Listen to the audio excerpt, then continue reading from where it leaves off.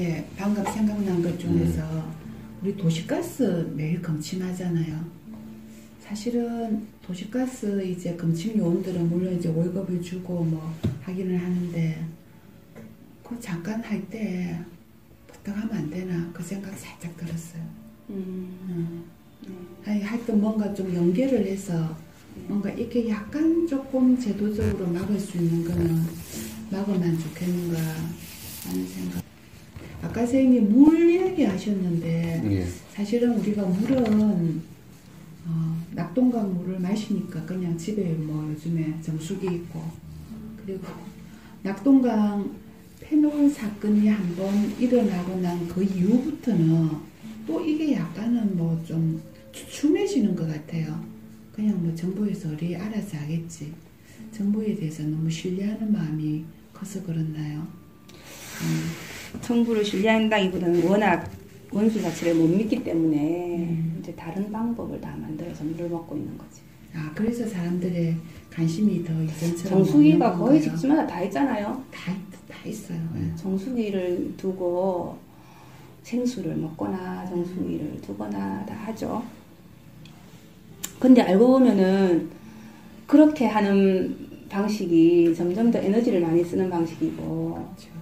그죠? 플라스틱 생수병, 플라스틱이 많이 생기게 하는 방식인데, 가장 좋은 거는 수돗물을 바로 먹을 수 있는 것이 가장 기후변화 문제에도 좋고, 쓰레기를 생산하지 않는 것으로도 좋고, 좋은 거잖아요. 그래서 수돗물을 바로 먹을 수 있는 도시가 되도록 만드는 게 중요한 것 같아요.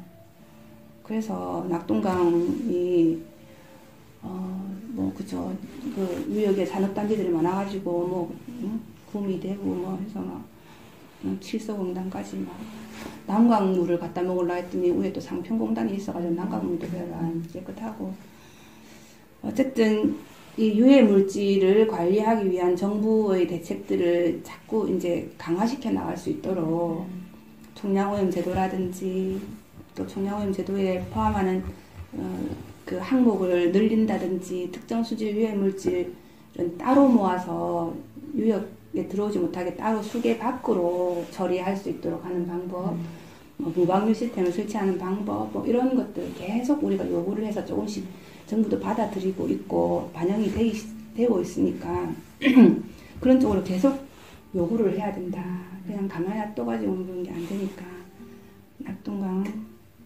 살리기 위한 그 요구는 계속해야 되는 것이고, 또한 그 낙동강 물을 먹어야 되기 때문에 하기도 하지만 동시에 이제 부산시의 정책은 낙동강 물에 거의 그 원수를 의존하고 있는 요거를 이제 개선하기 위해서 지수원을 다변화하는 그런 정책을 또 같이 펼치고 있기 때문에 거기에도 이제 부산의 환경단체들이 그 부분에 동의를 좀 한 상태입니다. 그래서 어디 뭐 댐물을 가지고 오라는 것은 아니고 남강댐이니 지리산댐이니 이런 거는 다 그쪽 유역민들도 반대하지만 우리 환경단체들도 그런 대책은 바람직하지 않다고 보고, 지금 거론되고 있는 게 뭐 환강 합천댐 하류의 환강이 낙동강과 합수하는 부분, 그 물이 낙동강 유역의 어느 유역보다도 그 환강 합수부가 그 수질이 좋습니다. 우리 그 수돗물 우리 다 정수해서 집에 온 수돗물보다 수질이 더 BOD가 낮고 수질이 좋다 할 정도로 그 물이 깨끗해서 일부 거기와 하여튼 뭐 또 강변역 가수와 또 원래 먹던 원수를 같이 지수원을 다변화하는 것만 해도 낙동강 뭐 심각한 수질오염 사고가 났을 때 이럴 때를 대비하기도 하고 또 원수의 오염도를 좀 낮추기도 하고 해서 일단 지수원을 다변화하는 이런 쪽으로도 같이 시와 이거는 시민사회가 좀 같이 보조를 맞추어서 정부나 다른 지자체에 같이 요구를 하고 있는 부분이 있기도 하고, 그런 쪽으로 물 문제는 활동을 하고 있습니다. 수돗물 시민 아카데미 이런 걸 열어서 또 물에 대해서 시민들에게 또 알리기도 하고 교육도 하고 있고 물 문제도. 맞아요. 전에는 뭐 이렇게 체육 대회 이런 거 하면은 부산시에서 공급하는 수돗물 이런 것도 있더라고요. 그것도 한 번씩 뭐 TV나 이런 거 보면은 지금 돌아가셨지만 박원순 시장님께서 수돗물을 직접 이렇게 먹는 이런 장면도 뭐 왕왕했던 것 같는데 어느새 하여튼 그 장면들은 다 사라지고 그리고 모든 게 다 그런 물 문제에 대해서 마치 우리는 우리 집 것만 나는 미세 플라스틱이 들어간 물을 안 먹을 수 있는 자신이 있다는 듯이 그리고 또 광고도 그 웅진코에이나 뭐 이런 또 정수기 회사들이 너무 그럴듯하게 잘하니까 오히려 사람들이 그런 것에 그냥 쏟는다는 느낌이 들더라고요. 부산 사람들이 제일 원수 문제가 열악하죠. 낙동강 수계 말고 다른 강 수계는 다 댐 물을 먹어요. 서울 사람들도 팔당 댐 물을 먹죠. 한강 물을 먹지 않잖아요. 삼류에 팔당 댐 물을 먹죠. 영산강도 주암 댐 물을 먹고 금강도 대청호의 물을 먹어요. 낙동강만 유독 뭐 댐 물을 먹는 지자체들도 있지만 낙동강에도 댐들이 막 상류 쪽에 많이 있긴 있어요. 그죠? 가까이 밀양댐도 있고 남강댐도 있고 해서 있는데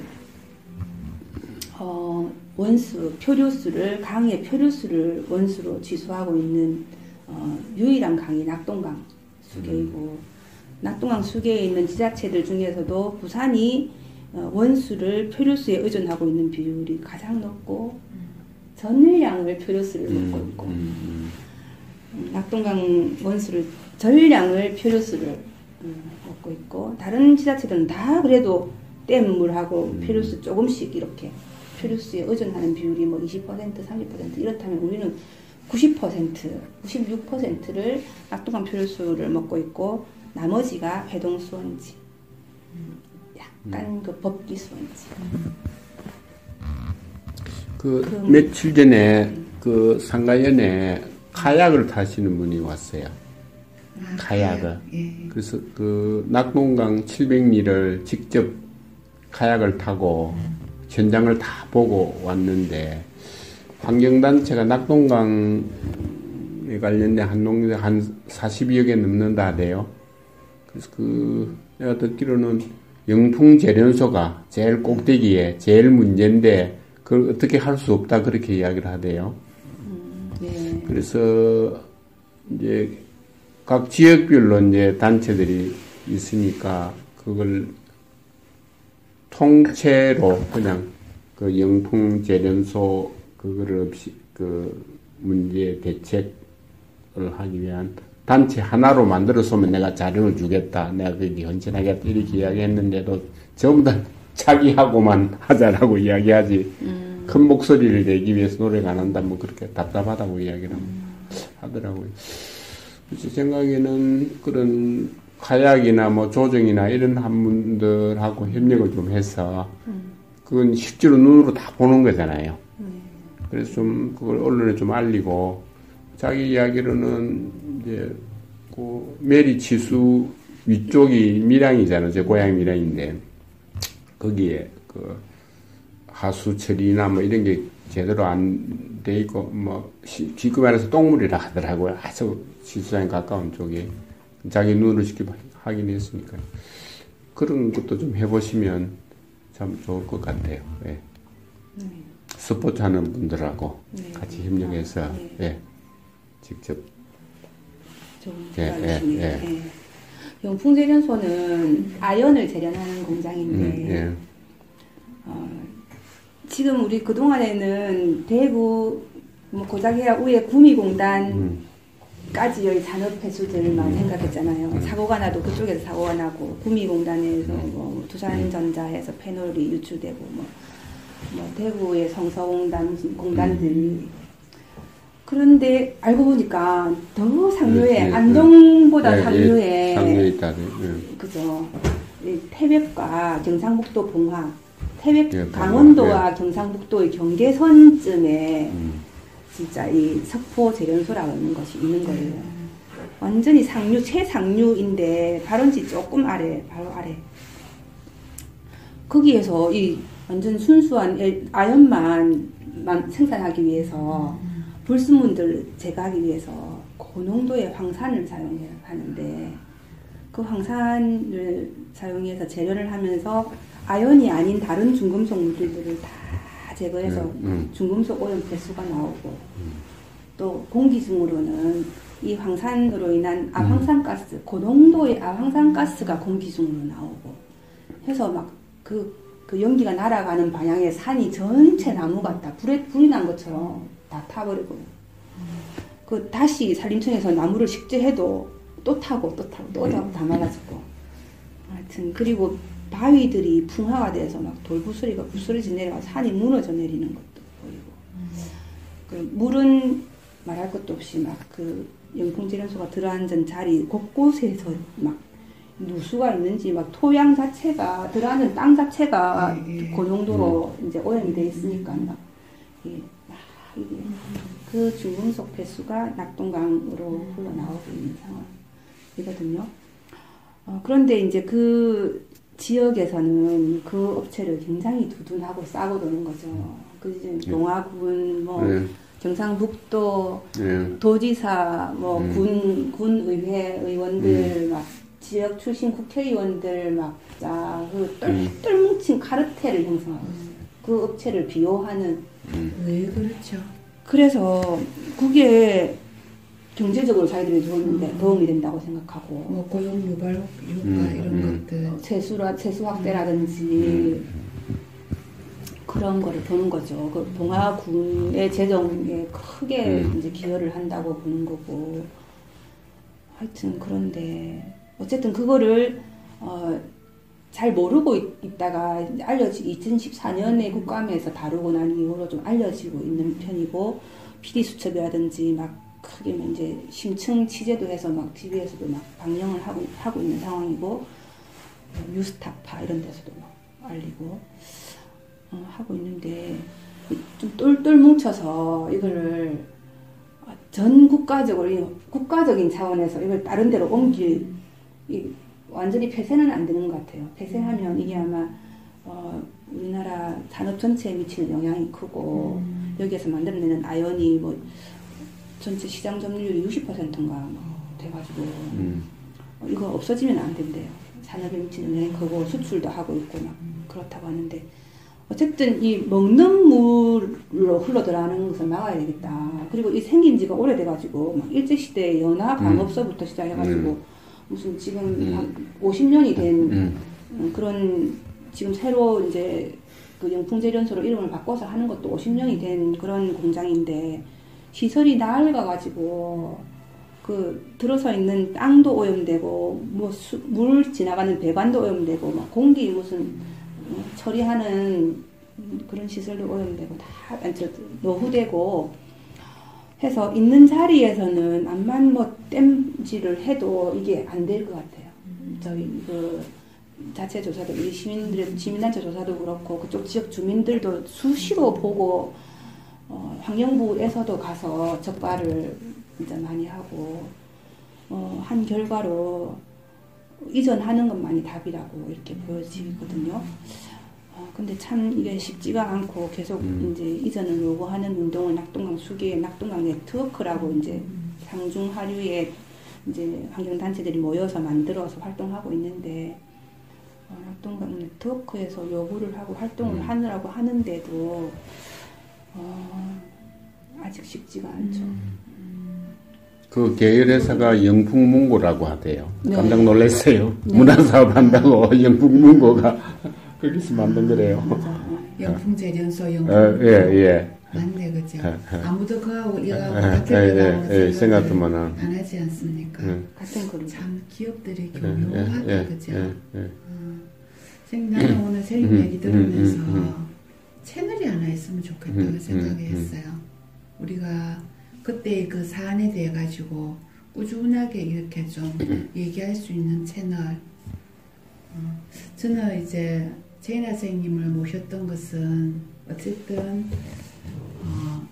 한 자리에서 이렇게 꾸준하게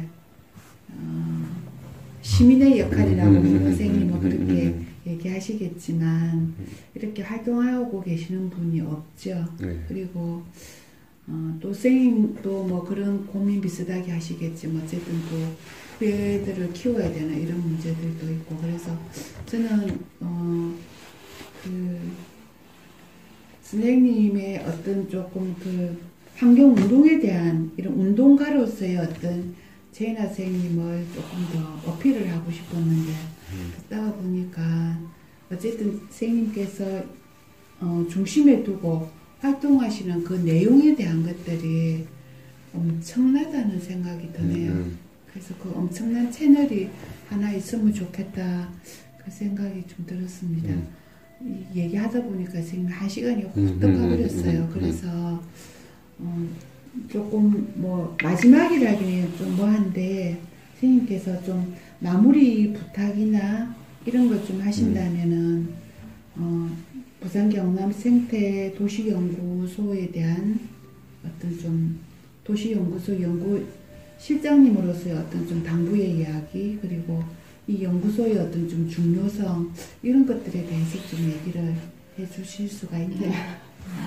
연구소는 뭐 크게 안 중요하고 중요하죠. 중요합니다. 아니 네. 지금 이 시대를 살아가는 사람들의 자세가 중요한 것 같아요. 이 시대를 살아가는 사람들의 자세가 너무 이제 파편화되고 개별화되고 자기의 목소리, 자기의 권리를 주장하는 것에는 익숙한데 자기의 이익을 찾으려고 하고 손해보지 않으려고 하는 거 그런 거에는 참 중요하게 생각하는데 이 공동의 이익, 공공선이랄까 나의 이익이 그게 반드시 옳은 건 아니잖아요. 나의 이익이 옳지 않고 이제 전체의 이익을 위해서는 나의 이익이 조금 감수될 수도 있는 것을 생각하는 마음들이 너무 많이 없어진 것 같아서 그래서 내가 당장 편하고 나에게 당장 이익이고 이런 것을 추구하기보다도 그게 마치 진리인 것처럼 그걸 향해서 가기보다 정말 우리 공동체를 생각하고 이 우리나라를 부산을 생각하고 나라를 생각하고 이 지구 공동체를 생각하는 좀 공동의 이익, 그 인류의 미래, 뭐 전체의 미래 그런 거를 좀 보고 행동하고 실천하고 했으면 좋겠다 하는 생각이 많이 듭니다. 선생님 혹시 우리 제이나 선생님 오셨는데 뭐 예. 같이 좀 얘기를 더 나누고 싶거나 좀 뭐 당부하고 싶거나 이런 거 있으신가요? 아까 좀 이제 당부 말씀 드렸고, 예. 정말 인류가 계속 살아나가려고 하면 정말로 환경을 잘 보존해야 된다 그런 생각을 또 많이 했습니다. 예. 고맙습니다. 정말 선생님 고맙습니다. 저는 선생님 어깨가 참 개날픈 어깨에 너무나도 짊어진 게 참 많다. 그래서 우리가 이런 것들을 그냥 그 이분들의 어떤 일, 연구소의 일 이렇게 내팽개치고 있다는 그런 좀 제의식 이런 게 조금 많이 듭니다. 그래서 지역에서 선생님과 어떤 일을 좀 할 수 있을까 이런 고민들이 조금 되네요. 그래서 선생님 아까 여러 얘기 하신 것 중에서 당장이라도 할 수 있는 어떤 교육과 관련된 것들을 한번 해봐야 되겠다 그런 생각이 좀 듭니다. 선생님 오늘 하여튼 귀한 시간 내주셔서 너무 감사드려요. 근데 시간이 너무 짧아서 수고하고 고생하는 사람들이 정말 많은데 제 같은 사람을 또 이렇게 이런 자리를 만들어줘서 좀 몸둘 바를 모르겠네요. 수고하고 고생하는 사람들이 많아요. 네. 그러면 여기서 선생님 마무리 해도 되겠습니까? 네. 오늘 제10회 우리 부산 경남 생태 도시연구소 생명마당 연구기획실장님 최인아 선생님을 모시고 사람도서관을 열었습니다. 우리 인하 선생님의 엄청난 뒤에 산과 물과 바다와 에너지가 없는 것들이 느껴집니다. 우리가 같이 공공의 선을 위해서 함께 좀 노력해봤으면 노력해야 되겠다 그 생각 좀 다짐이 많이 드는 그런 시간이었습니다. 네, 오늘 이것으로서 사람도서관 10회 마치도록 하겠습니다. 네, 감사합니다. 고맙습니다. 수고하셨습니다.